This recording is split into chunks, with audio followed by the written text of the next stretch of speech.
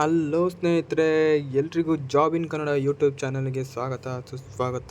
ಯಾರ್ಯಾರು ನಮ್ಮ ಚಾನಲ್ನ ಮೊದಲ ಬಾರಿ ನೋಡ್ತಿದ್ದೀರೋ ಅವರೆಲ್ಲ ಲೈಕ್ ಮಾಡಿ, ಶೇರ್ ಮಾಡಿ, ಸಬ್ಸ್ಕ್ರೈಬ್ ಮಾಡಿ. ವಿಡಿಯೋ ಇಷ್ಟ ಆದರೆ ಲೈಕ್ ಮಾಡಿ, ವಿಡಿಯೋ ಇಷ್ಟ ಆಗಿಲ್ಲ ಅಂದರೆ ಡಿಸ್ಲೈಕ್ ಮಾಡಿ ಮತ್ತು ಕಾಮೆಂಟಲ್ಲಿ ತಿಳಿಸಿ ಏನು ಪ್ರಾಬ್ಲಮ್ ಇದೆ ವಿಡಿಯೋದಲ್ಲಿ ಅಂತ. ಸೊ ಸ್ನೇಹಿತರೆ, ಈ ಒಂದು ವಿಡಿಯೋದಲ್ಲಿ ನಾನು ತಿಳಿಸೋದೇನೆಂದರೆ, ಕೆಪಿಟಲ್ಸನ್ನ ಜೆ ಎಸ್ ಎ ಮತ್ತು ಜೆ ಪಿ ಎಮ್ನ ಏನು ಹುದ್ದೆ ಇತ್ತು 2975 ಹುದ್ದೆಗಳು. ಆ 75 ಹುದ್ದೆಗಳ ಅರ್ಜಿ ಆಹ್ವಾನ ಆಗಿತ್ತು. ಅರ್ಜಿ ಆಹ್ವಾನ ಆಗಿ ಈಗ ಅರ್ಜಿ ಕೂಡ ಕ್ಲೋಸ್ ಆಗಿದೆ. ನೆಕ್ಸ್ಟು ಇನ್ನು ಫಿಸಿಕಲ್ ಡೇಟ್ ಶಾರ್ಟ್ ಲಿಸ್ಟು ಹಾಕಿ ಇನ್ನು ಫಿಸಿಕಲ್ ಡೇಟ್ ಯಾವಾಗ ಅನೌನ್ಸ್ ಮಾಡ್ತಾರೆ ಅಂತ ನಾನು ಹಿಂದಿನ ವೀಡಿಯೋದಲ್ಲಿ ಈಗಾಗಲೇ ತಿಳಿಸ್ಕೊಟ್ಟಿದ್ದೀನಿ. ಯಾರ್ಯಾರು ಆ ವಿಡಿಯೋ ನೋಡಬೇಕನ್ನೋರಿದ್ದರೆ ಆ ವಿಡಿಯೋನ ನೋಡ್ಬೋದು. ಹಾಗೂ ಈ ವಿಡಿಯೋದಲ್ಲಿ ನಾನೇನು ನಿಮಗೆ ತಿಳಿಸ್ಕೊಡ್ತೀನಿ ಅಂದರೆ, ಈ ತುಂಬ ಜನ ಏನು ಮಾಡ್ತಾರೆ, ಫಿಸಿಕಲಿಗೆ ಹೋಗಬೇಕಾದ್ರೆ ತುಂಬ ಜನ ಮಾಡುವಂಥ ಕಾಮನ್ ಫಾಲ್ಟ್ಸ್ ಏನೇನಿರುತ್ತೆ ಅಂತ. ಸೊ ಇದರಿಂದ ಏನಾಗುತ್ತೆ, ನೀವು ಫಿಸಿಕಲ್ ರಿಜೆಕ್ಟ್ ಆಗ್ಬೋದು. ಸೊ ಏನಾಗುತ್ತೆ, 1:5 ನಿಮ್ಮ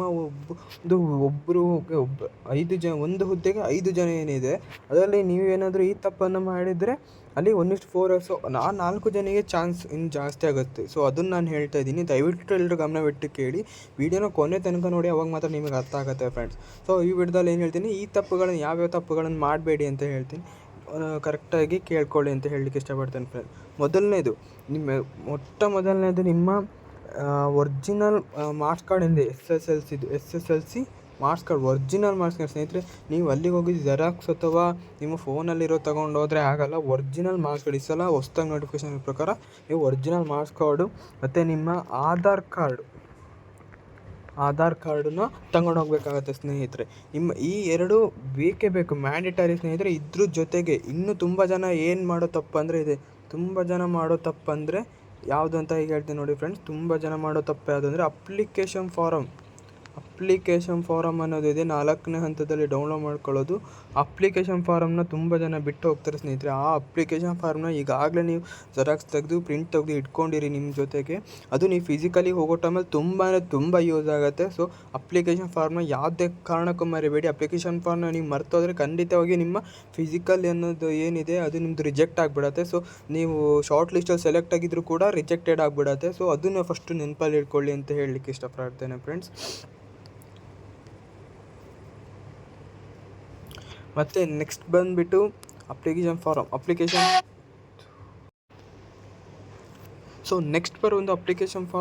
ನೆಕ್ಸ್ಟ್ ಬರುವಂಥ ಸ್ನೇಹಿತರೆ, ಇದು ಯಾರ್ಯಾರು ಅಂಗವಿಕಲರಿರೋದು ಅವ್ರಿಗೆ ಅಂಗವಿಕಲರಾದ ಸರ್ಟಿಫಿಕೇಟ್ ಇರುತ್ತಲ್ಲ ಸ್ನೇಹಿತರೆ, ಆ ಸರ್ಟಿಫಿಕೇಟ್ ನಿಮ್ದು ಏನಾದರೂ ರಿನ್ಯೂವಲ್ ಮಾಡಿಸೋದಿದ್ದರೆ ದಯವಿಟ್ಟು ರಿನ್ಯೂವಲ್ ಮಾಡಿಸ್ಕೊಳ್ಳಿ. ಏನಕ್ಕೆ ಅಂದರೆ ಆ ಸರ್ಟಿಫಿಕೇಟ್ ನಿಮಗೆ ತುಂಬ ಯೂಸ್ ಆಗುತ್ತೆ ಸ್ನೇಹಿತರೆ.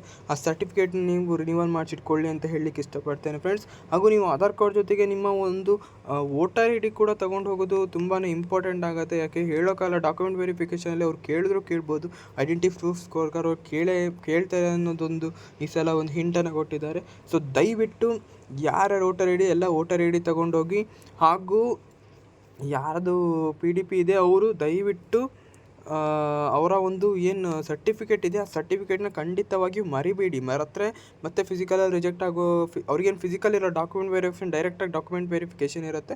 ಸೊ ಅವರು ಡಾಕ್ಯುಮೆಂಟ್ ವೆರಿಫಿಕೇಷನ್ನು ಡೈರೆಕ್ಟ್ ಇರೋದ್ರಿಂದ ನೀವು ಆ ಸರ್ಟಿಫಿಕೇಟನ್ನು ನೀವು ಇಟ್ಕೋಬೇಕಾಗತ್ತೆ. ಇಲ್ಲಾಂದರೆ ಅಲ್ಲಿ ಆ ಡಾಕ್ಯುಮೆಂಟ್ ವೆರಿಫಿಕೇಷನ್ ಟೈಮಲ್ಲಿ ನಿಮಗೆ ಕಷ್ಟ ಆದರೂ ಆಗ್ಬೋದು ಸ್ನೇಹಿತರೆ. ಸೊ ನೆಕ್ಸ್ಟ್ ಬರೋದೇನೆಂದರೆ, ನಿಮಗೆ ಫಿಸಿಕಲಲ್ಲಿ ಟೋಟಲ್ 1 ವೀಕ್ ಫಿಸಿಕಲ್ ಮಾಡ್ಬೋದು ಅಂತ ಅಂದ್ಕೊಳ್ಳಿ. ಈಗ ಒಂದು ಸೆಂಟರ್ 1 ವೀಕ್ ಫಿಸಿಕಲ್ ಇರುತ್ತೆ.